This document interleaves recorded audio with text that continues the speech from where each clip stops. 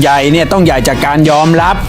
ไม่ใช่ไปแสดงอำนาจบารมีหรือไปเบ่งกล้ามให้คนเขาเห็นเพื่อให้มองว่าตัวเองใหญ่ไม่ใช่ความหมายของผม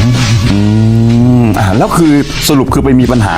ยังไงกันฮะ ผมไม่มีปัญหาหรอกกับคนพวกนี้เนี่ยเพียงแต่ถ้าเขาคิดในมุมผมว่าเขาอยากมีปัญหากับผมนะก็ผมก็พร้อมไงผมพร้อมมาเข้ามาสิถูกไหมผมไม่ได้เข้าไปหาปัญหาอะไรมีปัญหาหรือไปสร้างปัญหาพวกเขานะผมไม่ได้เป็นคนสร้างเหตุนะแต่เมื่อเขาอยากให้มีเหตุก็ เขาสร้างขึ้นมาเอง ผมก็เรียกไม่ได้ก็ต้องชนอย่างเงี้ยเหรอ ไม่ต้องชนนะฮะก็ผมนั่งเฉยๆอยู่เฉยๆถูกไหม นั่งเฉยๆนะนั่งเฉยๆยังไปหานายกนะ เขาไม่ใช่เขาไม่ได้เขาไม่ดูเองนี่เขามาสะดุดเขาเดินมาสะดุดผมเอง สะดุดเอง ก็มาเดินมาสะดุดเอง ช่วยไม่ได้ ก็ช่วยไม่ได้ 「